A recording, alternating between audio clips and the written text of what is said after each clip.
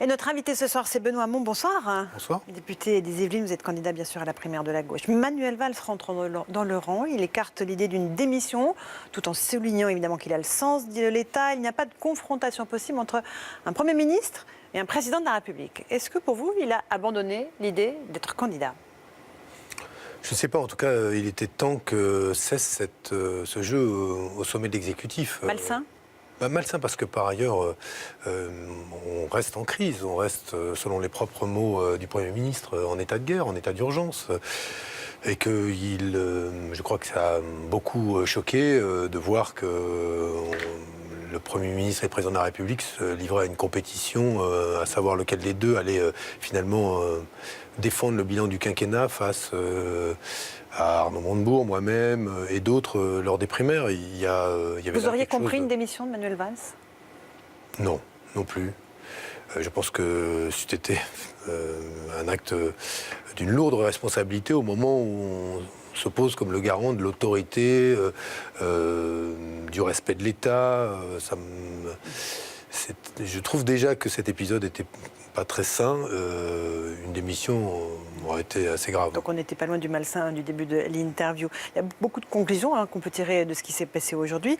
Et notamment, est-ce que vous êtes surpris par ce communiqué de l'Élysée? Le déjeuner de travail entre Manuel Valls et François Hollande s'est déroulé dans une ambiance tout à fait cordiale et studieuse. Est-ce qu'on nous prend pour des idiots? Oui, ça devait être à peu près le même compte-rendu qu'un déjeuner Obama-Poutine, quoi. C'est-à-dire, c'est aussi sérieux que ça. Je ne sais pas si on prend personne pour des idiots, mais on n'est pas obligé d'y croire. Donc voilà. Donc moi, je n'y crois pas. Et c'est pour ça que je trace ma route et que je me préoccupe assez peu de ce qui se noue, de ce qui se négocie, de ce qui se conclut probablement dans ce genre de déjeuner. Un pacte peut-être entre François Hollande et Manuel Valls. Oui, mais il faut justement s'en désintéresser, parce que je pense que c'est comme ça qu'on est sûr de perdre, et se concentrer sur ce qu'on a à dire. Parce qu'au bout du compte, ces primaires, elles ne servent pas à faire le procès du quinquennat. Évidemment qu'il y aura débat sur ce qui a été bien fait, mal fait. L'essentiel, c'est qu'ont-ils tous les deux à dire pour les 5 ans qui viennent ? Qu'ont-ils de plus à proposer après ces 5 ans? Moi, je pense aujourd'hui qu'il faut, face à une droite qui est une droite sans équivoque, défendre le revenu universel d'existence, défendre une vision exigeante de l'écologie et de l'économie qui ne se traduisent pas par une dégradation de notre environnement, défendre une conception exigeante du travail, parce qu'aujourd'hui, souvent on n'a pas de travail, mais quand on en a un, on souffre au travail. Sur ces questions-là, on attend la gauche et pas simplement sur le fait de dire si vous n'êtes pas d'accord avec ce quinquennat, c'est parce que vous avez mal compris. Moi, je pense que ça ne suffira pas. Est-ce que le seul pacte que pourraient avoir passé François Hollande et Manuel Valls, c'est pas au fond, on tue les primaires de la gauche, elles ne servent à rien, de toute façon? Ah, ce serait là une très lourde responsabilité. Si ce déjeuner avait conclu à une hypothèse à laquelle je ne veux pas croire, les primaires de la gauche, elles sont engagées. On vient d'avoir une primaire de la droite avec 4,5 millions de participants, un remarquable exercice démocratique qui s'est inspiré de quoi ? Des primaires que nous avons organisées, nous, en 2011. Si aujourd'hui, le quinquennat s'achevait sur la confiscation de la démocratie, après le 49-3, à la fin des primaires, ce serait, pardon de le dire comme ça, le pompon.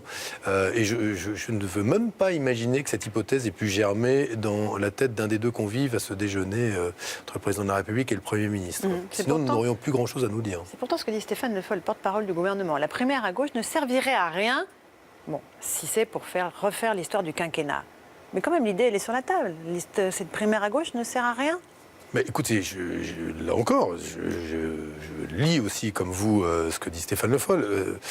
Je pense que cette primaire, elle sert d'abord, oui, à dire ce que les socialistes ont à proposer et leurs partenaires pour les 5 ans à venir. Et la question sociale, la question démocratique et la question écologique, elles sont au cœur de ce que nous devons dire et adresser. Et moi, il me semble qu'on a beaucoup à dire et peut-être aussi à se faire pardonner, notamment sur la question sociale. Donc moi, je ne suis pas obsédé par ce qui s'est passé. Je suis là pour faire le procès de personne, je le dis, mais pour me tourner vers l'avenir. Et je pense aujourd'hui qu'au regard de la difficulté qui est celle de beaucoup de Français à vivre correctement, quand on voit le projet de François Fillon, sur les questions de santé par exemple, et qui sont souvent liées aux questions d'environnement, parce qu'on meurt de maladies chroniques, et les maladies chroniques elles sont liées à nos modes de vie et au cadre de vie. Voilà un domaine dans lequel on a des propositions à faire. Moi j'en ai en tout cas, je les mets sur la table et j'espère que la primaire tranchera tout cela. Un dernier mot sur Manuel Valls, et après on embraye sur autre chose. Merci. Est-ce que vous êtes surpris qu'il n'ait pas été limogé du gouvernement? D'autres et vous le savez, ont été remercié pour moins que cela. Mais la preuve, c'est que quand on nous a invités à sortir du gouvernement, c'est parce que notre ligne politique était une ligne politique qui dérangeait. D'Emmanuel Macron à Manuel Valls à François Hollande, on partage la même ligne politique. Quoi que dise Emmanuel Macron, ses désaccords avec François Hollande sont secondaires, périphériques. Nous, sur le fond, moi, il m'a semblé qu'à un moment, sur l'essentiel à mes yeux, dans mon engagement, sur la question sociale, la politique que nous menions allait se faire sur le dos des plus fragiles, des plus modestes et des classes moyennes. Est-ce que je me suis trompé? Je ne pense pas au terme de ce quinquennat. Maintenant, il s'agit de clarifier nos projets respectifs. Et ce qui me semble le plus évident quand j'écoute les uns et les autres, Manuel Valls, le président de la République, c'est qu'ils n'ont plus grand-chose à dire sur les 5 années à venir. Et plus grand-chose à proposer. Voilà. Et c'est pour ça que je pense que la primaire doit être cette respiration démocratique qui nous permet de trancher un projet politique. Alors, justement, vous parliez des socialistes et de leurs alliés. Qui sont-ils, ces alliés? Le PRG aura sa candidate en 2017, hors primaire. Sylvia Pinel, les Verts auront un candidat. Qui sont les alliés du PS? D'abord, la primaire de droite, elle réunit 4,5 millions de participants, de votants. D'ailleurs, je félicite son vainqueur, parce qu'il a une légitimité. Et d'ailleurs, je salue aussi son perdant, parce que je trouve qu'il est sorti avec élégance et classe. Mais maintenant qu'on a cela, rappelons-nous, il n'y avait que des candidats des Républicains, sauf un du Parti chrétien-démocrate, M. Poisson. Donc c'était les électeurs de droite ont départagé 6 personnalités du même parti. Donc nous, on a des alliés, ce sont les formations issues d'Europe Écologie Les Verts et qui auront des candidats. Les radicaux de gauche décident de sortir. Bon, Vous comprenez? Non. Pas plus que je ne comprends Emmanuel Macron, Jean-Luc Mélenchon et tous ceux qui refusent la primaire des gauches. Aujourd'hui, est-ce qu'on est suffisamment fort pour s'imaginer un seul d'entre nous, au premier tour de l'élection présidentielle, rassembler la gauche? Non, aucun ne l'est.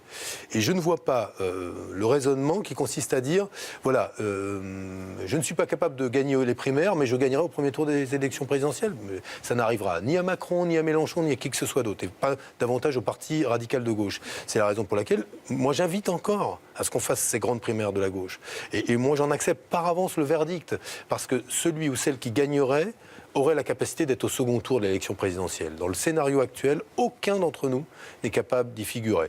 La seule chance qui reste, ce sont les primaires socialistes telles qu'elles s'organisent aujourd'hui, parce qu'on peut peut-être créer une dynamique suffisante. Mais plus on morcelle le paysage, la responsabilité sera grande de ceux qui le morcellent, plus on se prépare à un second tour. François Fillon, Marine Le Pen. Moi, j'en veux pas. La candidature de Jean-Luc Mélenchon, soutenue par les militants communistes par un vote ce week-end, c'est un blanc-seing que lui signent les militants communistes ou pas? Écoutez, je ne vais pas parler à la place des militants communistes. D'abord, le vote ça le renforce. Évidemment, ça le renforce. Et ça lui donne une légitimité supplémentaire. Je trouve que tout cela aurait du sens s'il s'inscrivait dans un processus de rassemblement de la gauche. Il n'y a pas d'autre moyen de rassembler la gauche que les primaires. Je ne le vois pas, en tout cas. En tout cas, il n'en propose aucun, lui. Vous parliez du second tour de la présidentielle, effectivement. Aujourd'hui, est-ce que ce n'est pas le candidat de la droite, François Fillon, qui est le seul qui peut, aujourd'hui, sur le papier, battre Marine Le Pen? Écoutez, la droite, elle est ultra conservatrice aujourd'hui. Beaucoup plus qu'elle ne l'a jamais été. Vous voyez, l'assurance maladie, on dérembourse, on transfère vers une complémentaire santé. On passe de 35 heures à 39 heures, on supprime des postes de fonctionnaires. Bref, on se livre à une remise en cause directe, frontale du modèle social français. Face à cela, vous avez François Hollande ou les membres du gouvernement qui vous disent « Regardez, c'est pire que ce qu'on a fait ». Soit, heureusement que c'est pire, mais ça ne suffit pas à défendre un bilan et à faire un projet politique. Moi, je dis il faut propulser face à ce projet-là un projet clairement et sans équivoque de gauche. Alors, être de gauche comme ça ne veut rien dire. Mais moi, par exemple, je reste farouchement européen. L'Europe va pas bien, c'est pas pour autant que j'en propose de manière plus ou moins dissimulée la sortie. Je pense qu'aujourd'hui, sur la question sociale comme la question fiscale, il faut reprendre langue, non pas avec les Allemands, comme on dit, mais avec ceux qui, à gauche, pensent la même chose que nous en Europe pour qu'on ait enfin une alliance. Je propose le revenu universel d'existence. Elle n'a jamais émergé concrètement, cette alliance. Mais oui, mais c'est pas pour autant qu'il faut dire « Ok, j'abandonne le projet européen ». Moi, je ne l'abandonne pas. Je pense que ce serait la pire des choses que de jeter le projet européen. Quand je propose le revenu universel d'existence, c'est quoi? C'est la nouvelle sécurité sociale. Il y aura demain, de moins en moins de travail. Pourquoi? Parce que c'est formidable. Le progrès des technologies nous amène à travailler moins parce que des robots, des machines se substituent aux hommes. Est-ce qu'on accompagne ce processus? C'est l'inverse du projet de François Fillon.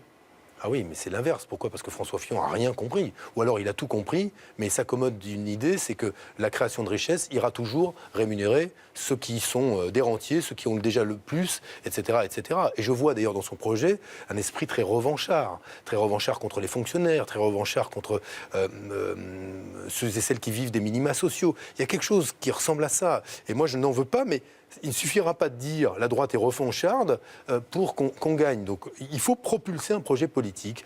Et ce que je porte, je crois, a cette force-là. Maintenant, il s'agit de faire campagne, et je continue à le faire sur le terrain, d'être constant. Mais face à une droite sans équivoque, vaut mieux avoir une gauche sans équivoque. Voilà, avec la construction d'un véritable projet.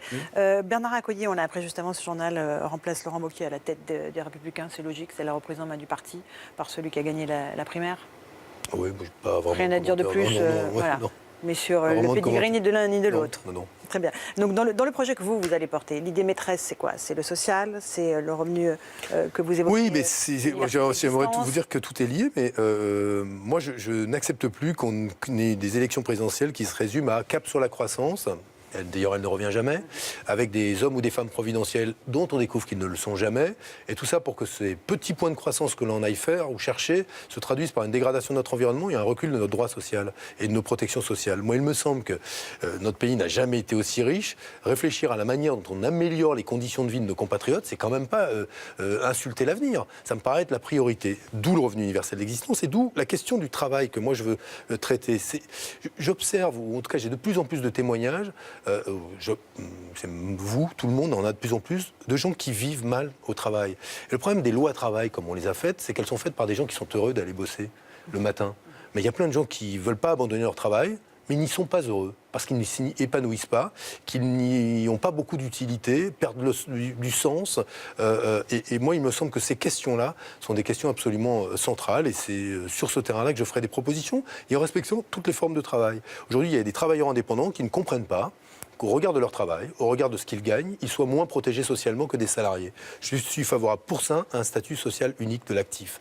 Voilà aussi des propositions que je ferai. Mais ces questions de travail, c'est incroyable qu'elles aient été sous la toise pendant que la gauche exerçait le pouvoir. Et pour que ça la finisse d'ailleurs par le fait qu'on défiscalise les distributions d'actions gratuites et qu'on refiscalise les heures supplémentaires. Donc on taxe plus le travail en heures sup que les actions gratuites qui sont distribuées.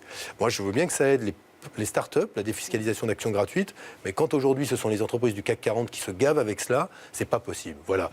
Sur ce terrain-là, il faut remettre les choses à l'endroit. La gauche, elle doit travailler au progrès social, à la justice sociale, elle doit avoir la passion de l'égalité et pas continuer pour vouloir être crédible, à aller emprunter aux axiomes de l'adversaire. Vous voyez une seule idée que François Fillon a emprunté un programme de gauche, vous ? Non. Alors moi, j'en vois 15 que Manuel Valls a emprunté un programme de droite.